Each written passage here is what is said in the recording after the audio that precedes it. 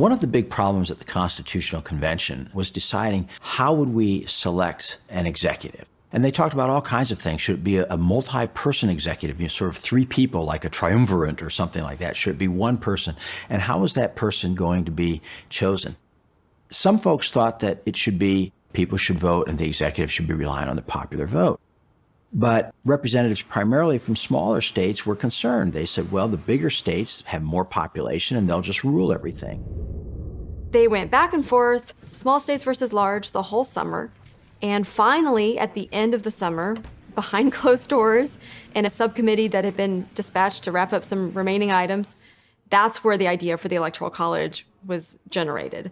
And all we really know about it is that one of the delegates later wrote, Mr. Madison took up a pen and paper and he sketched out an idea. And that's what we know.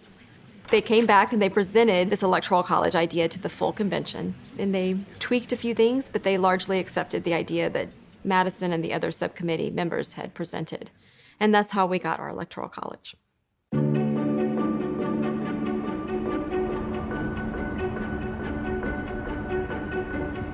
To create a separate, independent executive who was independent of the Congress, had his own or her own authority under the Constitution, it was necessary to develop a system of election. What would be the best way to do that? They thought prominent people would be elected by the population in general, and those prominent people would then elect the president. The prominent people became known as electors. A presidential elector is actually a real person. They're elected at the state level. The electors never meet all together nationally. They just meet in their own states. And in December, all they do is vote for president and vice president. Then they go home, never to be heard from again. And in January, we legally know who really is elected president and vice president, and a few weeks later, they're sworn in. The states began to realize that if the state allocated all its electors to one person, the state would have much more to say about who became president. And so almost all the states then began to require the person who gets the majority of the popular vote in the state would be chosen by the electors, casting all of the votes of that state.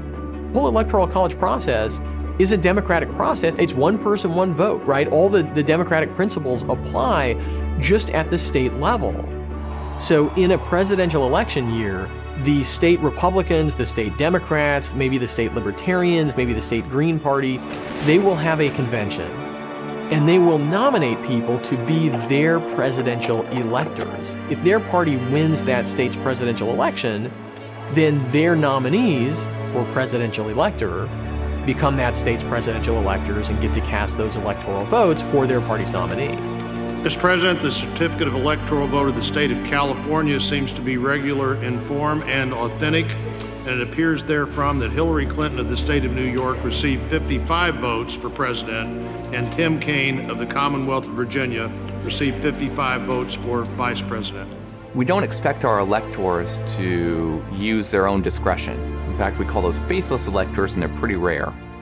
So we do expect our electors, and they pledge, indeed, to vote for the person who won overall in the state. So the idea that your vote doesn't count in the Electoral College is strange. Your vote does count. It contributes to whoever wins your state. But really, you wouldn't want it any other way. If you're a California voter, you want the candidate who's most popular in California to get maximum advantage. Similarly, if you live in Wyoming, similarly, if you live in North Dakota. So we have democracy today, but we have 51 democratic elections, not just one. And so they decentralized those votes to recognize that states are different.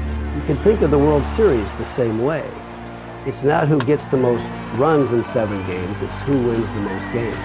And the Electoral College, it's who wins, in effect, the most states, not just who gets the most votes in total across the nation.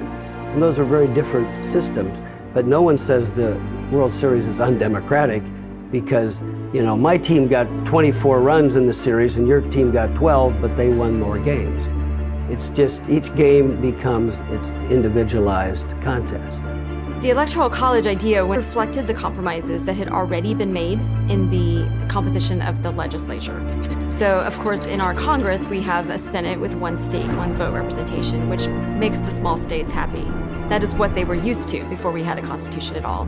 It also has a House with one person, one vote representation, which of course satisfied the big states because their larger populations would be reflected.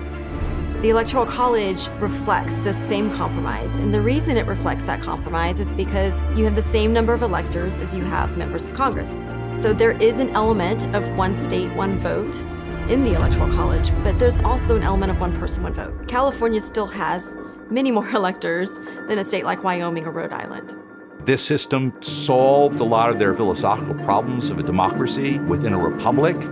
It also played the role of kind of breaking up regional factions, which was something they were extremely concerned about, especially at the time of the founding. And it made the presidency representative of all the popular aspects within the federal government, such that the presidency today is the one office, in this case an office that's an individual, that actually represents all of the American people as opposed to a particular state or congressional district.